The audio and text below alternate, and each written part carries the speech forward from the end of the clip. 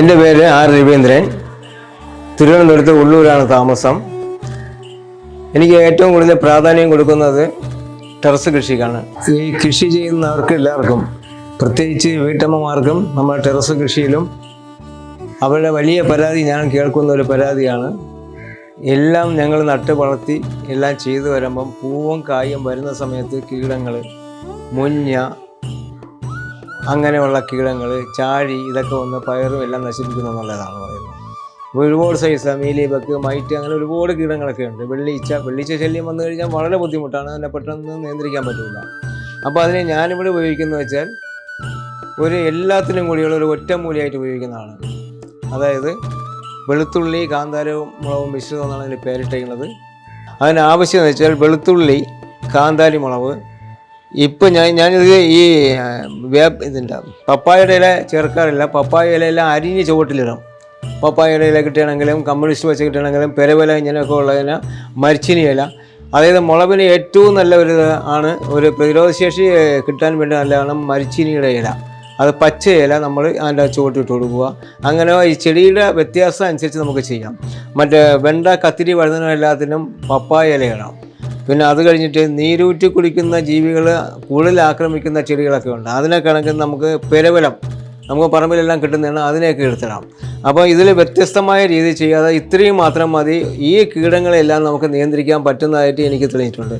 അപ്പോൾ ഇതിൽ ഉപയോഗിക്കുന്നത് ഇപ്പം 50 ഗ്രാം വെളുത്തുള്ളി, ഒരു 12-14 വരെ. വലിയ മുളകാണെങ്കിൽ ഒരു 12 മതി, ചെറിയ മുളകാണെങ്കിൽ ഒരു 14-15 ആയിരുന്നാലും കുഴപ്പമില്ല. കാന്താരി മുളക്.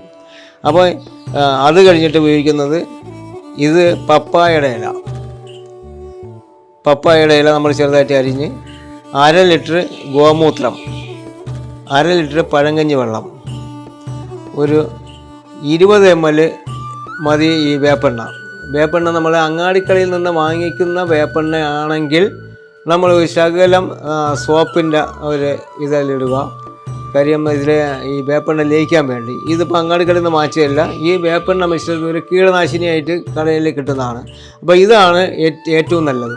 അപ്പോൾ ഇതെല്ലാം കൂടി ഇതെല്ലാം മിക്സിയിട്ട് അരച്ചതിന് ശേഷം ഇതെല്ലാം കൂടി ചേർത്ത് നല്ലപോലെ കപ്പിൽ ചായ അടിക്കും പോലെ അങ്ങോട്ടും ഇങ്ങോട്ടും അടിക്കണം. അത് ലയിപ്പിക്കണം. ലയിപ്പിക്കുന്നതിനാണ് ഏറ്റവും വലിയ കാര്യം. എങ്കിൽ മാത്രമേ നമ്മൾ ഗുണം വരുള്ളൂ. എല്ലാവരും ചെയ്യുന്നതെന്ന് വെച്ചാൽ എല്ലാം മിക്സിയിട്ട് അടിച്ചിട്ട് വേണമെങ്കിൽ അത് പമ്പിൽ നേരിട്ട് ഒഴിച്ചിട്ട് കുറേ വെള്ളം കൂടി ഒഴിച്ചിട്ട് കുലുക്കിയിട്ട് അടിക്കുക. അങ്ങനെയല്ല, നമ്മൾ നല്ല മിക്സ് ചെയ്തതിന് ശേഷം എല്ലാം നല്ല പോലെ ആയതിന് ശേഷം നമ്മൾ അരിച്ചെടുത്ത് 2 ലിറ്റർ വെള്ളം അതിൽ ഒഴിച്ച് അരിച്ചെടുത്തതിന് ശേഷം നമ്മൾ പമ്പിനകത്താക്കുക. പമ്പിനകത്ത് ആക്കിയിട്ട് പിന്നെ എല്ലാവർക്കും ഒരു അബദ്ധം പറ്റുന്നത് വെച്ചാൽ ഈ വേപ്പെണ്ണ മിശ്രിതം എല്ലാം കൂടി ചേർത്തതിന് ശേഷം നമ്മൾ കീടനാശിനിയെല്ലാം ഇതിനെ അടിച്ചിട്ട് അവസാനം പമ്പിൽ തീർന്നിട്ടും ചുമ്മാ ഒന്നും കൂടി പമ്പ് ചെയ്തിട്ട് അടിക്കുമ്പോൾ ആ എയറിൻ്റെ കൂടി പോകുന്ന അത്രയും ഈ എണ്ണയുടെ വേപ്പെണ്ണ, പ്രത്യേകിച്ച് നമ്മൾ അങ്ങാടിക്കടയിൽ നിന്ന് വാങ്ങിക്കുന്ന വേപ്പെണ്ണയാണെങ്കിൽ ഇതിൽ ലയിക്കുന്നില്ല. ലയിക്കാൻ വരുമ്പം ഇതായിരിക്കും ചെന്ന് ഇലയിൽ പതിഞ്ഞിട്ട് പിറ്റേ ദിവസം ഉച്ചയ്ക്ക് വെയിലൊക്കെ കൊണ്ട് ഉച്ചയാകുമ്പോഴത്തേക്ക് ഇതെല്ലാം ഒരുമാതിരി പപ്പടം പൊള്ളും പോലെ പൊള്ളും, ഇലയെല്ലാം വാടും. എന്നിട്ട് അതിനൊരു പരാതിയും വരും, നമ്മൾ പറഞ്ഞ കീടനാശിനി ഉണ്ടാക്കി അടിച്ചപ്പോൾ ഇന്നപോലെ സംഭവിച്ചു. പക്ഷെ ചെയ്യേണ്ട വിധത്തിൽ ചെയ്തില്ല. ചെയ്യാത്തതിൻ്റെ ഇതാണ് അത് സംഭവിച്ചത്. അപ്പോൾ അത്രയ്ക്ക് നല്ല ലയിപ്പിക്കാൻ വേണ്ടി കുറച്ച് ബുദ്ധിമുട്ടണം. ഞാൻ ചെയ്യുന്നത് വെച്ചാൽ 2 കപ്പ് എടുക്കുക, ചായ അങ്ങോട്ടും ഇങ്ങോട്ടും അടിക്കും പോലെ അടിച്ച് ലയിപ്പിച്ച് നമ്മൾ അഥവാ ഇതിൽ എന്തെങ്കിലും വേപ്പെണ്ണയുടെ അംശം ഈ പമ്പിൻ്റെ അടിയിൽ നിൽക്കുകയാണെന്ന് നിனைக்கிறேன். കാര്യം മറ്റുള്ളതെല്ലാം നേരത്തെ സ്പ്രേ ചെയ്തങ്ങ് പോകാൻ പറ്റും. ഇത് അടിയിൽ വരുമ്പോൾ അവസാനം എയറിൻ്റെ കൂടി വന്ന് പതിക്കുന്നതാണ് ഈ ചെടികൾക്ക് ദോഷം ചെയ്യുന്നത്. 100-ൽ 50% ആൾക്കാർക്ക് ഈ ഒരു അബദ്ധം പറ്റുന്നുണ്ട്. അതങ്ങനെ പറ്റാതിരിക്കാൻ വേണ്ടി നിങ്ങൾ ശ്രമിക്കുക. തീരാറാകുമ്പോൾ ഒരിക്കലും എയർ വരുന്ന സമയത്ത് പിന്നെ സ്പ്രേ ചെയ്യരുത്. പിന്നെ നമ്മൾ അതിൽ കുറച്ച് ഇത് ഒഴിച്ചതിന് ശേഷം നിങ്ങളുടെ ചെടികൾക്ക് സ്പ്രേ ചെയ്യണം. അപ്പോൾ ഇത് നമുക്കിപ്പോൾ ചെയ്യാൻ പോവുകയാണ്. എല്ലാ കീടങ്ങൾക്കും കൂടി ഒരു ഒറ്റമൂലിയായിട്ടുള്ള ഒരു പ്രയോഗം നിങ്ങൾക്ക് ചെയ്യാം. പല കീടനാശിനികൾ വാങ്ങിച്ച് പലതും ഉപയോഗിക്കേണ്ട. പിന്നെ ഇതിൽ വ്യത്യസ്തമായ രീതി എന്ന് വെച്ചാൽ പയറൊക്കെ കാച്ച് ഈ താര് വരുന്ന സമയത്ത് മുഞ്ഞയ്ക്കെല്ലാം ഇത് മതി.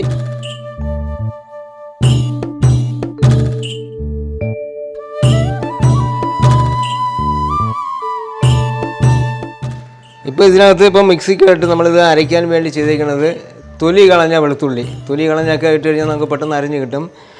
കാന്താരി മുളക്, പപ്പായയുടെ ഇല, ഇത്രയും ഇതിനകത്ത് മിക്സി ഇട്ടേക്കാണ്. അതിനെ അരച്ചെടുക്കാൻ പോവുകയാണ്.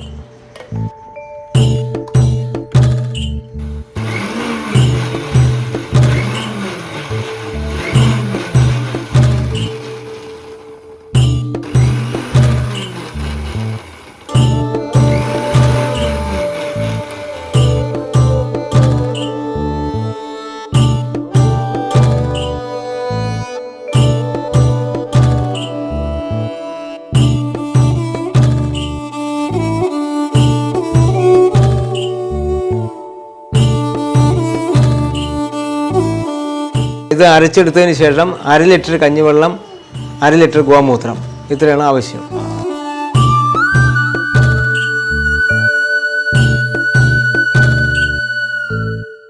പിന്നെ ഈ ഗോമൂത്രത്തിൽ ചെറിയൊരു വ്യത്യാസമുണ്ട്. ഇതിൽ ശകലം ശർക്കരയും കൂടി ചേർത്തിട്ടുണ്ട്. ഞാൻ നേരത്തെ പറഞ്ഞ എന്ത് വളം ഉപയോഗിച്ചിരുന്നാലും ഏതിന് ശർക്കര ചേരാത്ത എൻ്റെ ഒരു വളങ്ങളുമില്ല. അതുപോലെ ഗോമൂത്രത്തിലൊക്കെ നമ്മൾ ശർക്കര ഇട്ട് വെച്ച് കഴിഞ്ഞാൽ അതിൽ ജീവാണുക്കളും സൂക്ഷ്മാണുക്കളും കൂടുതൽ വളരാൻ സാധ്യതയുണ്ട്. അതുകൊണ്ട് ഇതിൽ അല്പം ശർക്കരയും കൂടി ഞാൻ ഉപയോഗിച്ചിട്ടുണ്ട്.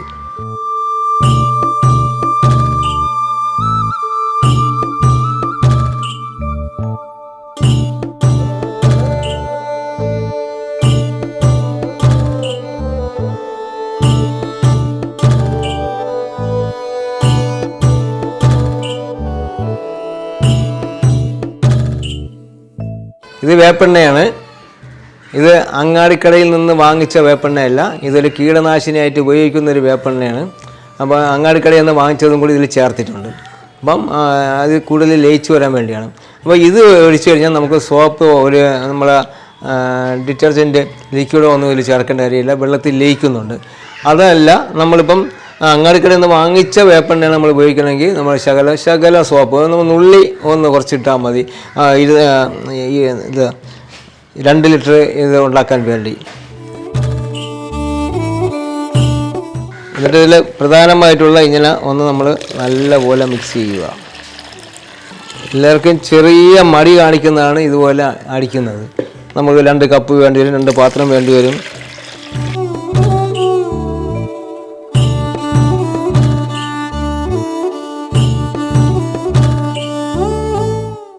ഞാൻ നേരത്തെ പറഞ്ഞ പോലെ എല്ലാ കീടങ്ങൾക്കും ഒറ്റ മൂലിയായിട്ട് ഉപയോഗിക്കുന്ന ഒരിതാണ് ഈ നമ്മൾ കീടനാശിനി ഉണ്ടാക്കിയത്. ഇതിപ്പം 1/2 ലിറ്റർ വരും.